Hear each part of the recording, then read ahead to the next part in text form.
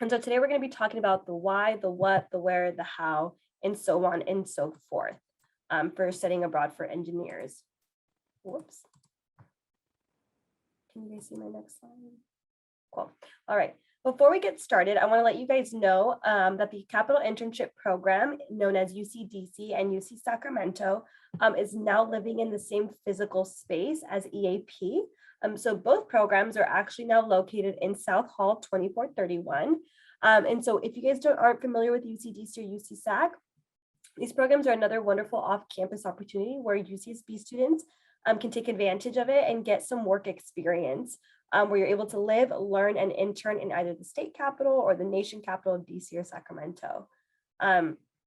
And so I do want to take a quick minute to talk about that. This is open to all majors and all citizenship statuses. So I want to emphasize the citizenship statuses.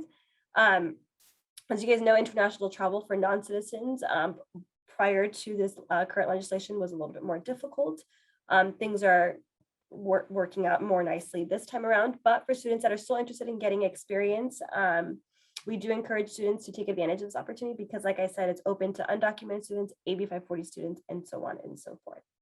So that was a quick little note. Now we're going to go ahead and jump into it. So to learn about general study abroad topics, such as how to apply, the housing, travel, things to consider, and just general planning process, I will ask that you guys join one of our weekly Friday info sessions. So tomorrow we're going to have an info session, which is called Study Abroad 101 at 2 o'clock. And that actually takes place every Friday at 2 o'clock.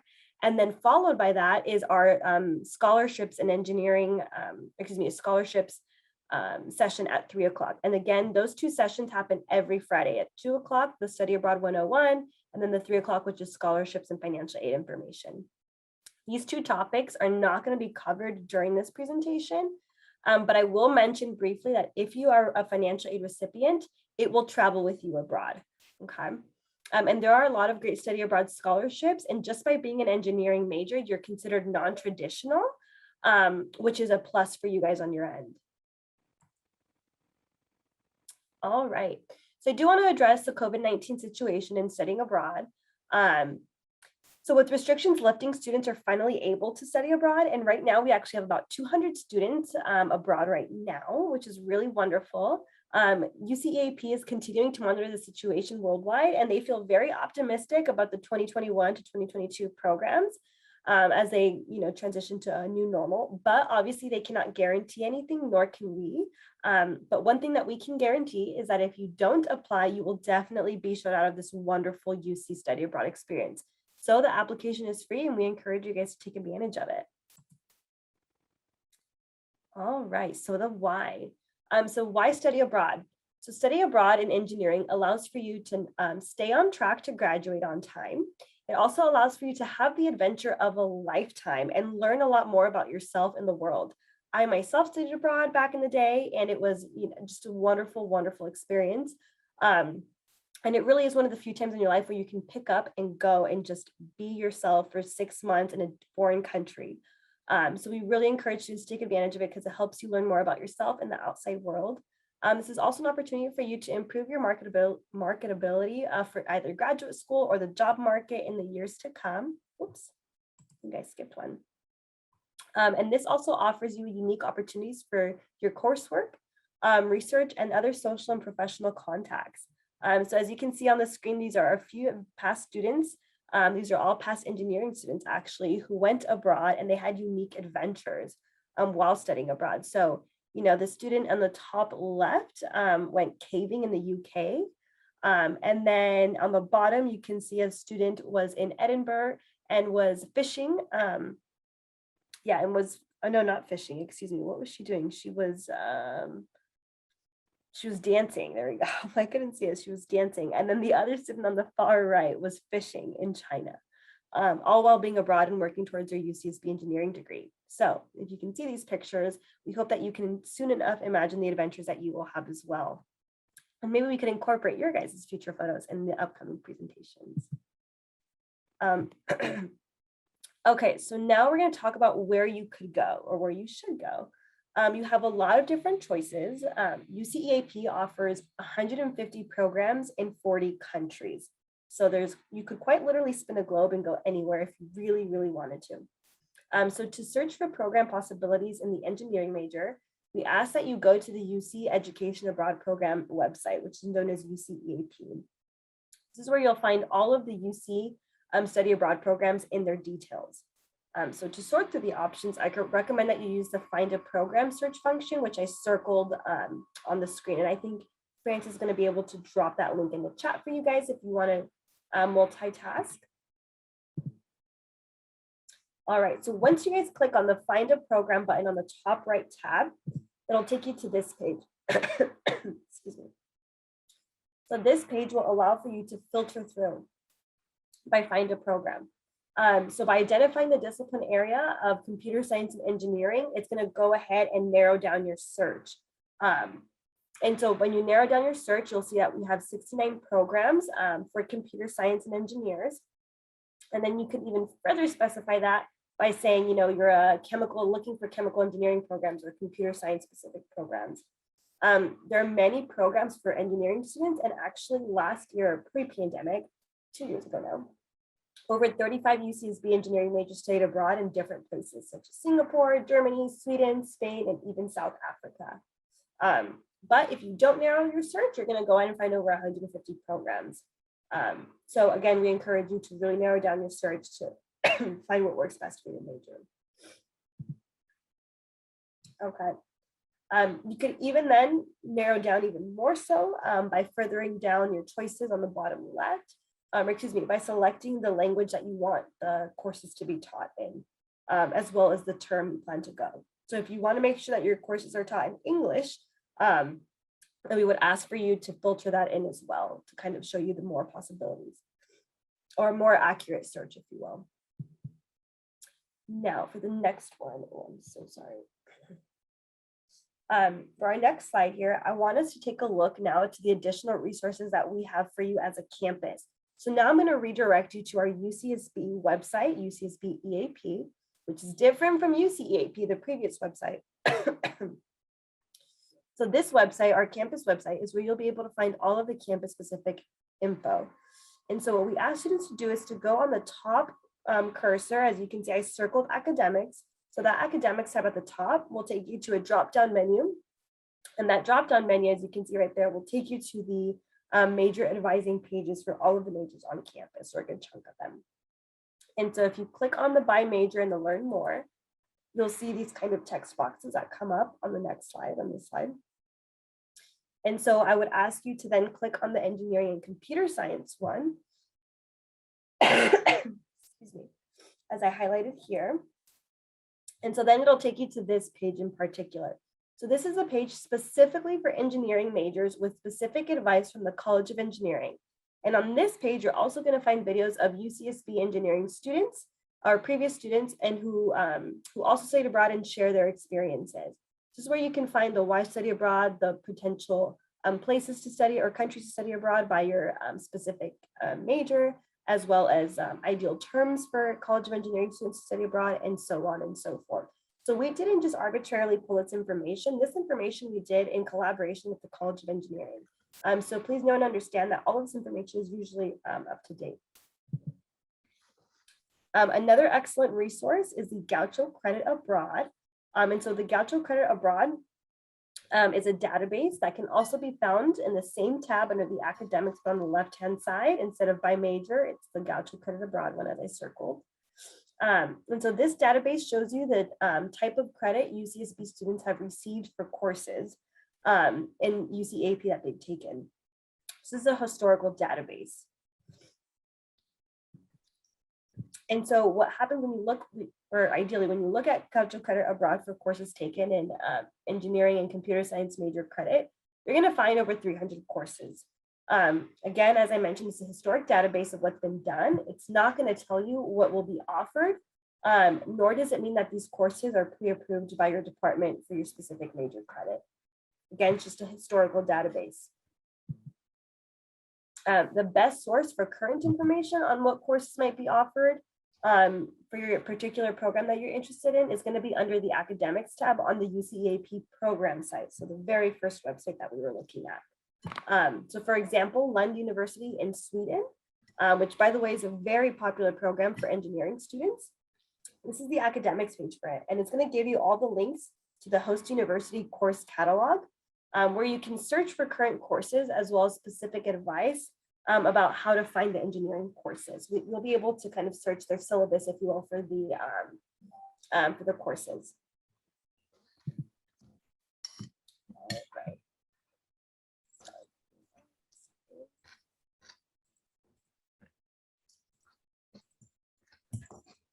All right, sorry, I had to mute some students on here. Okay, cool.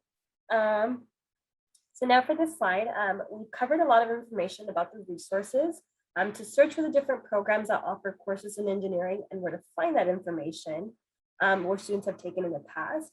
But I'd like to cover a few final talking points about studying abroad through UCEAP. So one of the first points is that all of the courses you take through UCEAP will automatically come back to UCSB on your transcript and count towards your graduation requirements. There's nothing that you need to do on your end to secure this. And by getting credit for your getting credit for your major for a course that you took abroad is not automatic. So you must take the appropriate courses and get approval from your major department and pass your courses in order for this to happen. A few UCAP programs have a limited number of spots, and these are indicated on our due date spreadsheet on our deadlines website, or our deadlines page, deadlines tab on our website. So most, however, are open with unlimited enrollment as long as you meet the eligibility. But again, we do encourage you guys to take a look at that deadline page so you can see what minimum eligibility they're asking for. And one of the last few points is that we ask that you meet with Frances, who's actually here today, who is the advisor for the College of Engineering. The sooner that you talk to her, the sooner that you'll be able to make progress on your study abroad plans. You should also communicate with your major advisor before you go, as well as when you're actually there in the country that you're going to be studying in. We ask that you guys talk to your advisors about what you plan to take and what you actually enroll in, because they might differ. And you should also reach out to your advisors when you are abroad if you have any questions or concerns about the coursework that you're taking. And if for whatever reason it doesn't work out for you to study abroad during the academic school year, there is the summer option. You might just want to spend the summer studying Spanish in Madrid, for example. So there is that possibility as well. My final words of wisdom is to start your planning now. That way you have the most options open to you and you can pick the best program that meets your needs. I also encourage you to attend more meetings. And we actually have upcoming info sessions running through all the quarter, and they're all posted on our website events calendar page. And then also consult your advisors, both at the academic level and at your college, and of course our EAP office as well. I do want to note again, tomorrow there's going to be that general study abroad info session, the 101. I encourage you guys to join at 2 o'clock if you can. They're all virtual. But also if you have an idea, but maybe you want to study abroad in Madrid or you study abroad in Spain, we also have info sessions by country as well. And so those are going to be on our website. And so I also want to encourage you guys, what you guys can do right now is you can apply for a passport. Yes, I know it sounds simple and almost like, of course, why wouldn't we apply for one? But I'm urging you guys to apply for one as soon as you can, or renew it if it's going to expire soon, because it's taking up to 16 weeks to get your passport, which is a very, very long time. And some programs actually require you to have your passport already locked in by January or February. So we need you guys to start this process now. The Rec Center on our campus actually has a passport support help. Excuse me, passport support. So they're able to help you with renewing it or just applying for the passport as well. Or you can always reach out to our office and we'll redirect you accordingly. All right, so although we don't have any alumni here to speak to you of their experience, we do have a brief student testimonial video of a previous engineering student from our campus. This video is one of other videos that we have on our website under the Academics by Major tab. So I'm going to go ahead and play it for you guys. Whoops. Let me go ahead. I'm going to stop sharing the screen to play it. Give me 1 second.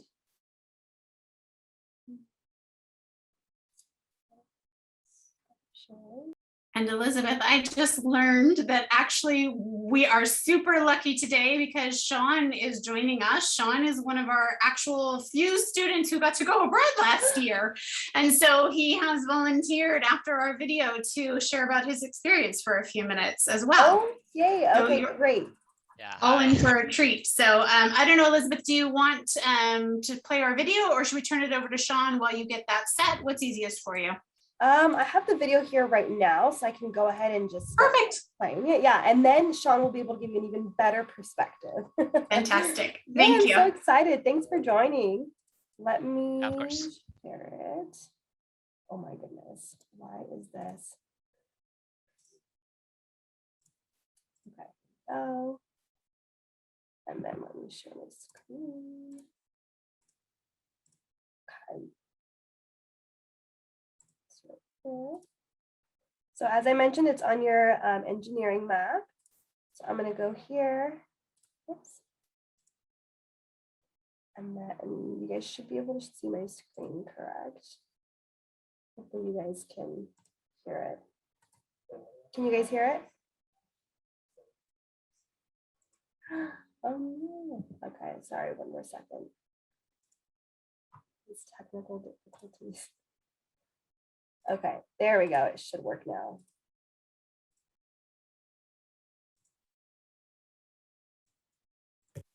I'm Duncan, Duncan Summer. I studied abroad in Sweden all of last year. I did like the whole academic term and a couple months before and after. I'm studying computer engineering and yeah, I'm a senior here at UCSB now. I think my future as an engineer has definitely been benefited because I think of being as an engineer as just, you're still a person. I think a lot of people kind of isolate being an engineer and being a person, but really they're one and the same. And so I think studying abroad for me as a person was hugely beneficial. It was amazing, fantastic, would not give it up for anything in the world. Sweden was kind of a balance between wanting to go outside my comfort zone and experience a new culture while also kind of staying close enough so I didn't feel totally alienated. So the first good advice I could give would be go abroad. It doesn't matter where or what you study or for how long, just go somewhere, try it out, see what it's like. And worst case scenario, you find out traveling is not for you and you still have a pretty good time. My second piece of advice for engineers in particular is to plan as much as you can. It's really easy, I think, to sort of get really focused and plan a bunch of your classes and things and then say, okay, that's done, and then move on and ignore it for a while. But it's really an ongoing process. You have to keep looking at your classes and how you feel about your classes and what you think about your professors and different topics, because even one class can change what you think. I took a class in artificial intelligence and suddenly that was all I wanted to take. I needed another class like that, so I had to change my schedule all around. So it's good to be flexible, but it's also good to plan way ahead and look at all the options that you might have down the line. As a third point, I guess, more general, is think outside the box. You know, go join a Frisbee team in whatever country you go to, or go try to meet people at random parties that you weren't invited to, or just do things that maybe you wouldn't think of normally, but might have really cool positive consequences in the end. Also, they don't pay for their education. It's just free if you get into the college. Go Sweden!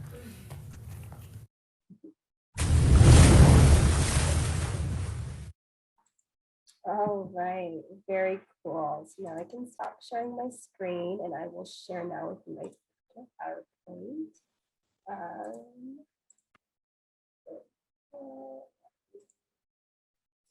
Just like two last slides for you guys. Oops. We were all the way over here. So I do want to share with you guys, this is our team for the academic school year. Our team is compiled of peer advisors, some who have previously been abroad, some who haven't. Our regional advisors, who each advise different countries and parts of the world, as well as our faculty director and our associate director and our admin assistant. So that being said, we are very much open in person and we are ready to help you guys from general advising to specific advising. If you already know where you want to go and so on and so forth. We are open in person for general advising as well as by phone or even through Zoom. So we are accessible to you on all fronts and we really do encourage you guys to come see us. We are now operating on the QList system. So you can actually find our QList hours on our website on the people and contact us page. So that way it saves you a trip. So you log in through QList And we'll tell you when to swing by if you want an in-person one or a virtual one, or even just a phone conversation as well. But we're doing that just to kind of mitigate the COVID situation happening in our office. And so I leave you with this. This could be your classroom. And that concludes my session for you guys. So I'm gonna stop sharing.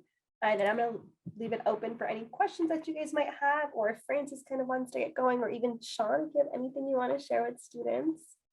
Yeah, I think Elizabeth and I can both view the chat, but since Sean was kind enough to join us, first of all, welcome back, Sean. I think, why don't we turn it over to Sean? Sean, if you maybe just want to share a teeny bit, major, if you don't mind, where you attended in this past term, and maybe 2 highlights from the program. And then if you have time to stick around till after my presentation where we can open it up to general questions, that would be great too, because I'll talk about process in a minute, but I'm going to turn it over to you for a few minutes. Okay, cool. So I'm Sean. I'm a 4th year EE now. So I studied abroad in Taiwan spring of my 3rd year. I actually applied like really last minute, like during the fall. I think I applied like 2 hours before it was due.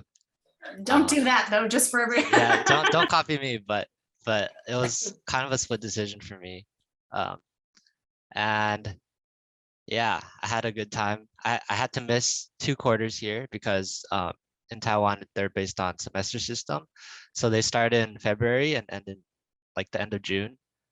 That's like equivalent to 2 quarters, so you have to be ready for that. So for EEs we have a lot of prerequisite classes, and they're only offered like once a year for specific quarters.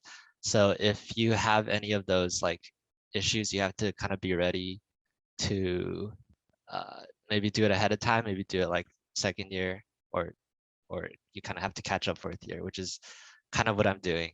Yeah. And Sean, can you tell us like what kind of classes did you take? Were you able to take anything besides EE that was unique, and what university? Yeah. I know you said you were in Taiwan, but which university? Yeah, so National Taiwan University is in Taipei. My classes, I took only 1 engineering class and also research, which is actually plenty. Because going to a different country, especially an Asian country, you have to be ready for not speaking English as your primary language. So even though so in Asian countries, your written stuff like papers and everything are still in English, but conversationally, even for engineering stuff, it's all going to be in Mandarin, or at least for my case, Mandarin. So yeah, so for classes, it was kind of difficult, but you kind of just rely on the textbook and you kind of read through it. Because even though I'm conversationally like fluent, I speak Mandarin at home. When it gets to technical stuff, I can't really understand. So that's my personal thing. And Sean, what was and I know you can only speak from your experience, but I know sometimes students are concerned about like the balance, the workload. Like, did you find that you had time to enjoy your new host country and see things, or what was the expectation sort of academically versus your free time? Had a lot of fun. I think I had too much fun. So for Taiwan, I pretty much like did the minimal work to like pass because I did want to have fun in a different country. And it wasn't pretty much until the pandemic kicked in Taiwan, which is in mid-May, that I actually like started grinding work stuff, or like homework stuff. So I think it's hard to balance. You kind of need to find your own balance there. But I was able to pass no pass because like during the pandemic's grades were more chill, more lax. So that was my personal case. Awesome. Well, any final comments or words before we, and Sean, can you stick around to the end for questions, or should we have them ask you now? Yeah, I'm free today. Okay, cool. So Sean can stick around to the end. So if you have any specific questions about his experience. Please hang tight to the end and we can kind of turn it over to a free-for-all between Elizabeth, myself, and Sean for questions. But any final pieces of advice or anything you wish you had known before you started this process that you'd like to share? I think the staff, like, it was a really smooth process, in my opinion. Everything was super easy to navigate. Or actually, it wasn't that easy to navigate, but the staff did help a lot. You kind of have to go through a lot of websites, but yeah. That is true. And EE is particularly a challenge. So Right. awesome. Well, thank you, Sean. Thanks for letting me know you were here. We're delighted. No problem. And welcome home. Like we said, welcome back. Thank you. All right, so I'm going to share my screen in just a moment. So let me get that ready for you all. And where is it? Here it is. All right, so let me actually get back to the beginning. So welcome everyone. Again, thank you for joining us. My name is Frances and I am the COE advisor who works with study abroad students. I will not terribly be managing the chat while I'm talking. So if it's something that's confusing, maybe let me know, but otherwise let's hold questions to the end. If you don't mind terribly, take out your phone, pull up this QR code. This goes to my study abroad site. So this is really going to be a key resource for you. One more website, but you can kind of think about this as a hub, and I'll just put it in the chat here for a moment. But essentially I have a general tips video. I have the timeline, all the links to the various pages that Elizabeth mentioned that you're probably going to need, the fall timeline if you're looking for spring semester abroad, what that timeline looks like, and then some common destinations for majors. Now, this is not the only place, this is not the exhaustive list of what could be possible. It's just some places where we historically have sent students. You know, Sean, I think, is the first one that we've sent to Taiwan in that particular term. So you'll notice that's not on here, but now we have a pathway for that potentially. So this updates from time to time. And again, down at the bottom are all of the links that you might need. So please, please, please make sure that you kind of bookmark this, and that can get you where you need to go. That's also how you can get in contact with me. So for those of you considering summer 2022 or fall 2022 abroad, you can roughly see the suggested timeline here. Now, while it sometimes is possible to put it all together in a last minute format, the goal of this sort of extended timeline is to really make sure that you get to go abroad. So this month, please plan on meeting with me. You can book online on that website that I showed you before. Please look over it thoroughly. We are a little bit short on staff in our office right now. And so I need you to do sort of the easy groundwork so that when we meet, which will probably be a little bit later this month, you're not starting from ground zero. You've already kind of gone through some of my tips that are on the website. November, you're going to be preparing courses for faculty review, or late in October. If you are gone during an academic term, fall, winter, spring, you need to match the curriculum that you'll be missing here. And that's why we get it reviewed in advance. Now, some departments a little faster than others.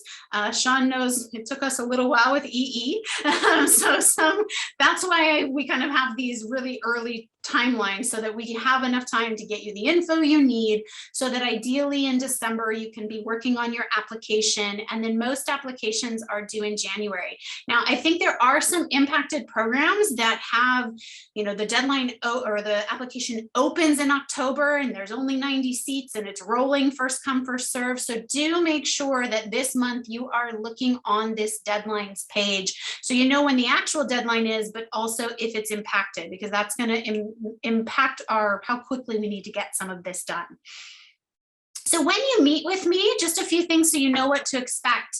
I'm going to be asking you about why you're going. There's no right or wrong. You're not going to hurt my feelings. I don't expect a super intellectual answer, but rather the point of this is to walk you through to figure out which program is going to be the best for you, help you figure out your priorities. If it's a particular destination and we can't find the coursework that you need in, say, the fall quarter, but you're really set on that destination, then that might mean we need to change the quarter that you go abroad. If it's a particular term that you want to go abroad and they just don't have the right coursework in the countries you're looking at, then we may need to think about a different country. So that's why we talk about, why do you want to go? What are you trying to accomplish?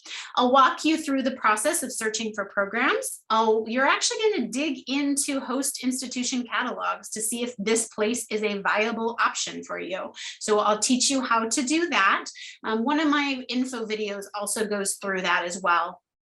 And then you should expect to be in contact with your major department so you know which courses you must take while you are abroad. And I would do that fairly early, because sometimes there are some things that you can move around and get out of the way this year to make things a little more possible if you're going next year, say.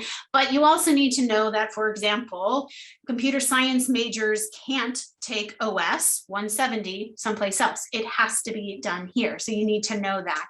Our majors with capstone, you can't miss capstone, which is generally fall, winter, spring. Actually, it's a little bit of an odd, it's fall, winter, spring, fall, winter, winter, spring. So you need to know which courses and quarters you need to be back for.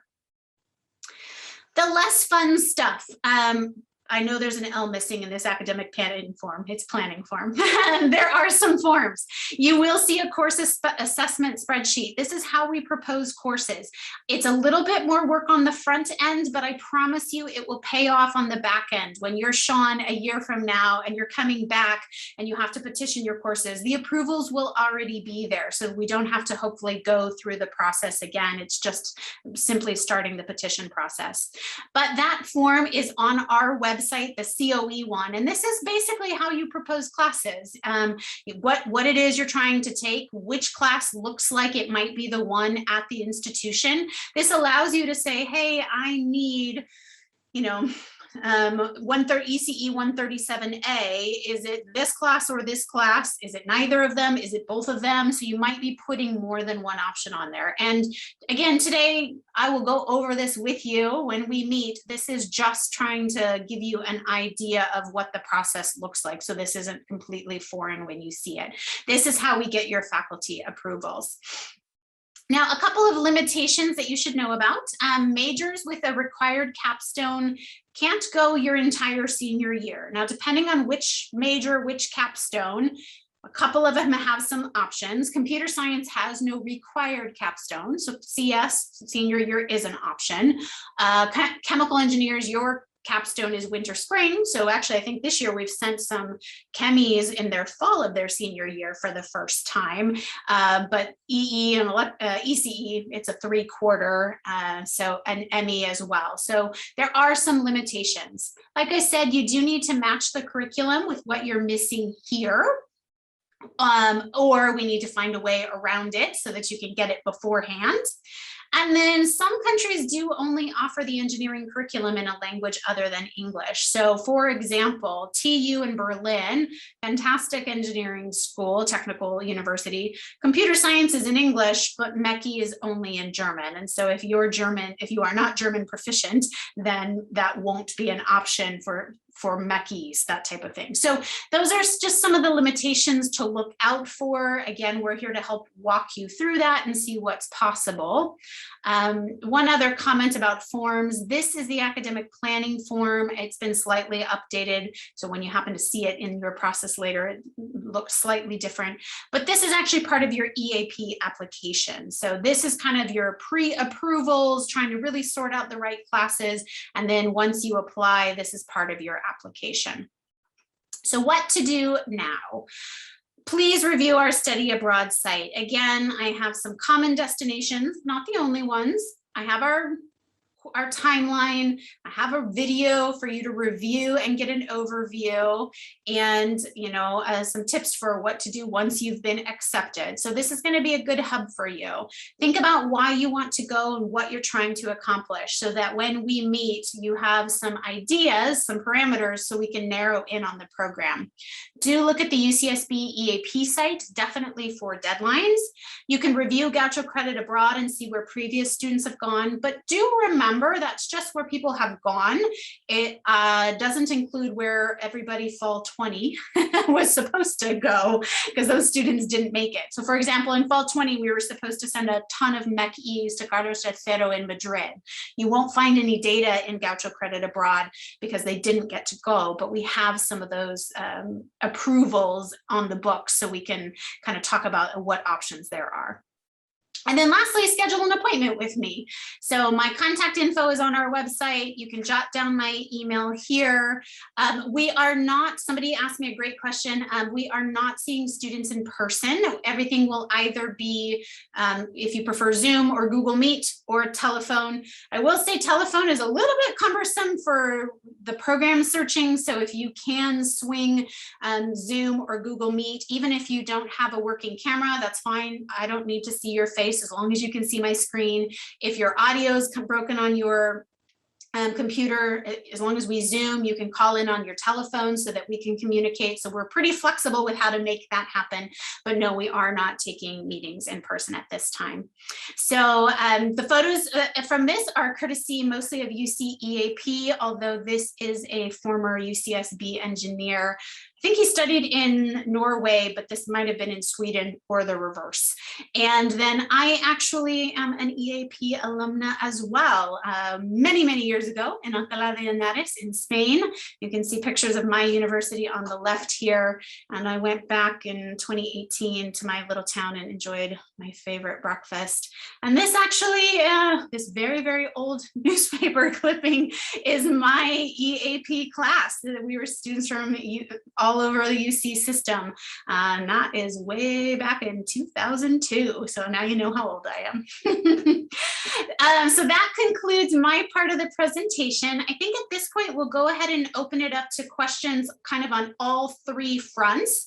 If you'd like to chat, that's fine. If you have a specific question, I think we're a small enough group that you probably can unmute yourself if you feel comfortable doing that as well. That's fine. Otherwise, go ahead and put some questions in the chat. Again, Sean has volunteered to stay. And so even if you're not an electrical engineer, or but have some questions about the student experience, you are very lucky because we have very few returnees right now. In fact, Elizabeth, if you can share just about in the peer advisors that you have, do you have any returnees? Yes, we actually have only 2 out of our 7 or 8 peer advisors are returnees. I believe one of them did a full year in Singapore and the other did, I think, Taiwan as well. Can't quite remember off the top of my head, but we do have 2 peer returnees as well. They're not engineering majors, unfortunately, but they could still definitely offer the student experience to you guys as well. Fantastic. And Sean, if you have any other comments, you're welcome to jump in. But at this point, yes, we'd love to take your questions. If anything on the process is unclear, let us know. Again, we do recommend on the sort of, there will be an application workshop that EAP is doing, and that's on their events page. So if you have questions about what the actual application looks like. I know this question comes up a fair amount, Elizabeth. Can students apply for more than one program at the same time? No, unfortunately, students can only apply to one program at a time. Certainly, students could apply to a different program for a different term. As far as applying for the same term to different programs, that is not possible. So that is one of the reasons why we really encourage students to do their due diligence and find the program that is best fit for them and all of their needs for their major, and as well as for what they're seeking to have out of this experience personally. Yeah. I know someone asked, is it possible to do a full year for EE at Lund in Sweden? So I will give some general info. EE is my most challenging to get matches with. Now, do EEs go abroad? Yes. Sean was a trailblazer and just found some curriculum for us for that spring semester of 3rd year. I do have fall curriculum for junior year lined up in Yonsei, South Korea. I've had a lot of dead ends with electrical engineering. Now, do our EEs go? Yes, it just might not be the destination that you had initially planned, or it might be a summer research project. Lund, I'm not sure yet. I'd started exploring that, but one of the key courses I think was only in Sweden. Swedish. So that becomes a bit problematic for some of them. I'm happy if you want to schedule an appointment with me, we can look into it again. We're always looking for trailblazers. I don't presently have that lined up. Most typical time to go abroad is fall of junior year. That does seem to, one, avoid the capstone problem. Two, it's a fall, you only miss fall quarter, although you'd usually be gone fall semester. So it's a lot less coursework to try to replace. Sean can probably talk about the headache of trying to figure out 2 quarters worth of coursework or now playing catch up. So that's most typical. I have had a couple students ask me about going sophomore year, your second year. It could be possible. It's not something that I have a lot of data on. So I'm not opposed to us looking at it together. I just don't have everything. It's not something that I can easily provide you with, like, here's a path forward. Okay, I can speak. So EE is very hard with course, right? For second year, you have to do 10A, 10B, 10C, and it's only each quarter. Or I guess, well, you kind of have to follow the curriculum. And then for third year, you have to do 130A, 130B, 137A, 137B, and then also 139, 152. So for me, in my case, I took 139 and 152 ahead of time, my second year, so that I have more leeway. And then I did 138 in my fall here, and then I took 130B, the equivalent of that, in Taiwan. So I still have 137 left. And then for fourth year, I'm gonna have to take 137, the A and B, in winter and spring. So it's really hard to fit. I'd say it's like near impossible in second year, because you kind of need to do prerequisites to do your third year classes. It's the 130, the 132, and then the 134.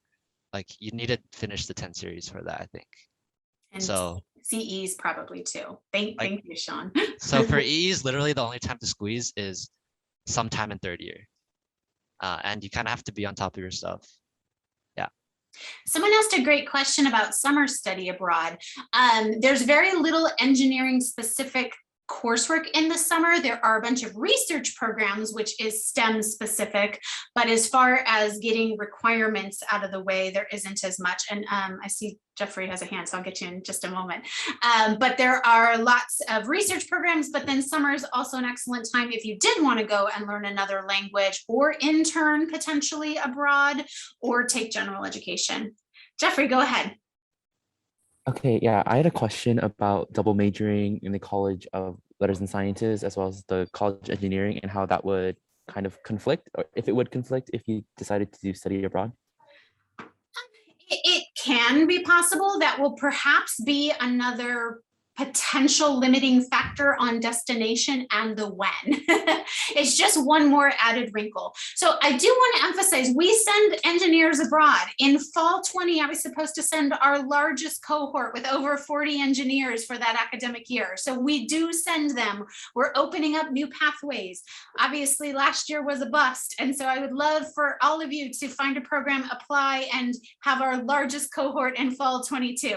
So I just want to let you know, even though there might seem like there's some narrow points and restrictions, that's true, but your college is committed to helping you get there abroad. So I just want to make sure that that's really clear. Now, yes, if you are pursuing 2 majors, dual college, or a major and a minor, it's more, they're just additional added wrinkles of, it might place more limitations on the destination or the when.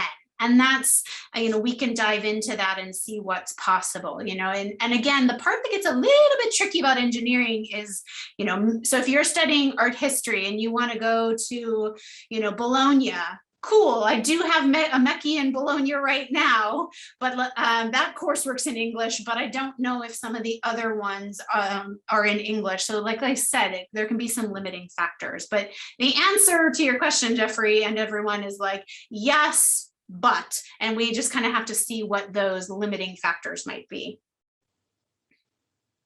Alan, I think, yes? Oh, yeah. I just wanted to ask, I'm a third year chemical engineer. I just wanted to ask, like, what do my options look like? Because I know next year I'm starting more of my lab and like design courses. Talk to me, definitely summer, and then also potentially fall of senior year in Edinburgh. Sure. Thank you. And there might be more, but it's not, we're just starting to expand a little bit more. So that's why, I have a lot of historical knowledge that I can pass on, but, I'm always willing to explore with students to see if there are other things. So it kind of depends on how much time you have. But I would say, especially for anybody looking summer 22 or fall 22, please do make sure that we speak sometime this month. And if it's the end of the month, that's fine too. Just sometime this month or very beginning of November so that we have enough time to pull everything together. Because again, my goal is to make sure you go abroad. And so we just need enough time to explore more than one program potentially if you're looking at a place we've never gone or haven't sent engineers, I should say. Other questions? I think we have just a few minutes left, either for Sean about his experience in general, Elizabeth and some of the upcoming workshops, or if you have any questions for me about what to expect or how to get started. We've got a few more minutes. I can answer Danil. Oh, great. Yeah, so I took a signals class, and for the first 2 weeks, I didn't know what a vector was in Chinese, in Mandarin. So it's more yeah, electrons and I'm sure those type of terms that I use Google Translate. I know how to type pinging, which is how you type Chinese characters on a keyboard, basically. So I typed it into Google Translate. I'm like, oh, that's a vector. Stuff like that.